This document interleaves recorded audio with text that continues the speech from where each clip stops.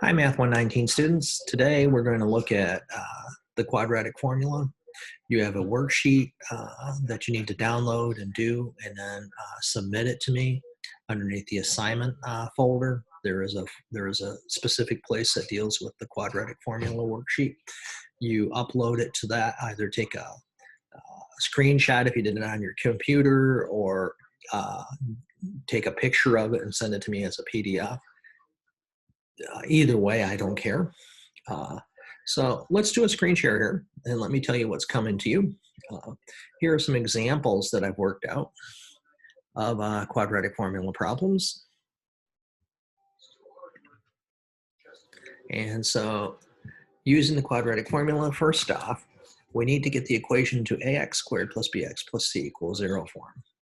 The solution or solutions is or are x equal minus whatever the b value is, plus and minus the square root of b squared minus 4 times whatever the a value is times whatever the c value is divided by 2a. This always works for a quadratic formula or quadratic equation. It works best if a is greater than 0. It can work when a is negative, but it tends to mess up the signs of your answers. So let's look at an example. Example 1, x squared plus 10x plus 21 equals 0. This equation tells us, since it's in that ax squared plus bx plus c form and a is positive, that a is 1, b is 4, and c is 21. So putting the values into the formula, wherever I see a b, I'm going to put a 10 in. Now note, I use parentheses. Why do I use parentheses? Because they keep things safe. They include the negative when I square. Okay, sometimes when I put things into the calculator without the parentheses and I square it, it forgets to square the negative. You got to put the parentheses around them when you put it in the calculator. So I just put the parentheses around things when it's in the formula, so I'll remember that. So we have minus and then parenthesis 10, plus and minus, and then the square root part, parenthesis 10 squared minus 4. That's from the formula, no parenthesis. Parenthesis 1 and parenthesis 21. So now I get out my calculator and I do what's underneath the square root, the radicand, if you will. 10 squared minus 4 times 1 times 21, keeping the parentheses in when I put it in the calculator. This gives us 16. The square root of 16 is 4. So now I take the formula, I substitute all that square root mess for 4. So that gives us minus 10 plus and minus 4 over 2. Now we can simplify each one of those. Minus 10 minus 4, because that's one of the possibilities with the plus and minus, divided by 2.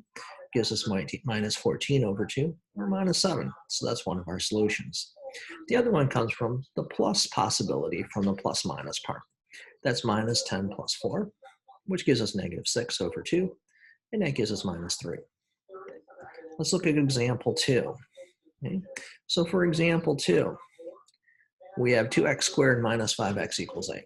So to get it into that ax squared plus bx plus c equals 0 form, I'll subtract 8 from both sides. So that gives us, and this should be a minus. This gives us 2x squared minus 5x minus 8 equals 0. And this tells us a is 2, b is minus 5, and c is minus 8. Using the formula, again, making sure I have parentheses around what I substitute in. I substitute a 5 in, so we have minus a minus 5. That means that's eventually going to become a 5. Plus and minus, square root, parenthesis, minus 5 squared. Now here's where it makes a difference. If you square minus 5 with your calculator, it'll square the 5, and you'll get minus 25. If you put parentheses around a minus 5 and then square it, you'll get positive 25. That's what you want. Minus 4 times 2 in parentheses times minus 8 in parentheses. Putting this into the calculator, we get 89. So that means x equals 5 plus and minus the square root of 89 over 4. The square root of 89 can't be simplified. There's no perfect square there, so we're done with that. So that means that x equals 5 minus the square root of 89 over 4, and x equals 5 plus the square root of 89 over 4. Let's look at example 3. I have 5 examples here. So for, whoops, that's too far. Sorry about that. So for example 3, we have Minus 4x squared minus 20x minus 12 equals 0. It's preferred, as I said earlier, that a is positive. Since it's a minus 4, we're going to multiply both sides of the equation by -1. And when I do that, I have to multiply everything by -1. So that means I have to multiply the minus 4 by -1. That gives us 4. This positive 20 has to be multiplied by -1, so that gives us minus 20. And the minus 12 has to be multiplied by -1, so that gives us positive 12. And then when 0 is multiplied by -1, we get 0 again. This means a is equal to 4, b is equal to minus 20, and c is equal to 12. And so x is equal to minus 20, where the minus 20 is in parentheses, minus 20 in parentheses squared, minus 4 times in parentheses 4 for a, times in parentheses 12 for b. So parentheses in my calculator, minus 20 squared times our minus 4, then parentheses 4, parentheses 12. That gives us 208. The square root of 208 can be simplified because 16 times 13 is 208. And so when I take the square root of 16, I get 4. The square root of 13 can't be simplified. So this means that we get x equals 20 plus and minus 4, square root of 13 over 8. Now, how do we simplify this? One way we can simplify it is we can take each part, the non-square root part and the square root part, and put it on over the denominator. So in other words, I could take the 20 and put it over 8. Then the square root part of 4 times the square root of 13, I can put over 8. And so I have the plus and minus, so I'll do plus first.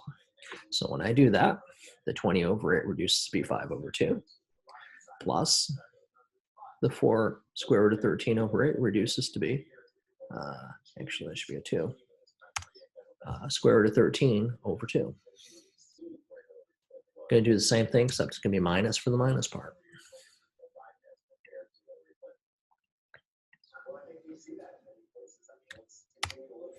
And so now, fourth example, let's suppose we have x squared plus 18 equals 0. Sometimes we don't have a b part. The b part is 0, so what do? No problem. We just make it 0, and wherever you see a b, you put a 0 in.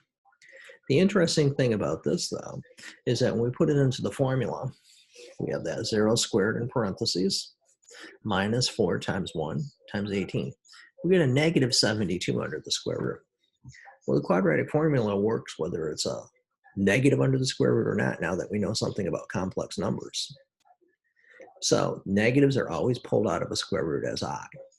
So that gives us the square root of 72 times I. The square root of 72 for 72, 36 times 2 gives us 72, and 36 is a perfect square. The square root of 36 is 6. So that gives us plus and minus 6, square root of 2 over 2i. Now I can reduce the 6 and the 2 in the denominator and get plus and minus 3, square root of 2 times I. Make sure you realize that I is not under the square root. And then our final example should be this one. In example 5, we have x squared plus x plus 9 equals 0. So that means, since it's in that ax squared plus bx plus c equals 0 form, a equals 1, b equals 1, and c equals 9. So that means x equals minus, and then in parentheses 1, because that's what b is, and then plus and minus in parentheses 1 squared, then minus 4 times 1 in parentheses, because that's a's value, and then in parentheses 9, because that's c's value. When I do underneath the square root, the minus, or the 1 squared minus 4 times 1 times 9 is 1 minus 36, or minus 35. So we have another scenario where we have an I. And so we'll pull that minus out of the square root as I, and that gives us minus 1 plus and minus I square root of 35 over 2. Now the square root of 35 can't be simplified, so it stays square root of 35. So that means we have plus and what, the a plus b format, a plus bi format. So that means we put the minus 1 over the 2 and the square root of 35 over the 2. There we get that. Hopefully this helps. This is included in your notes for today. Have a good day.